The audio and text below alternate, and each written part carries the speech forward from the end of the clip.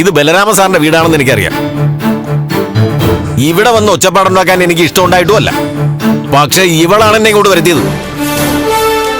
എടോ, വീട്ടിൽ കയറി വന്ന കഥാപ്രസംഗം നടത്താതെ ഇറങ്ങിപ്പോടോ. താൻ ആരാന്ന് വെച്ചിട്ട് അതിന് പോലും ഉത്തരം തരാൻ പറ്റുന്നില്ല. ഞാൻ അർജുൻ. ഈ പരന്ത് അർജുൻ എന്ന് പറഞ്ഞാലേ ഇവിടെ ഉള്ള ആൾക്കാർക്ക് അറിയാവൂ. തനുജ, നീ എവിടെ പോയി വിളിച്ചാലും ഞാൻ അവിടെ എത്തും.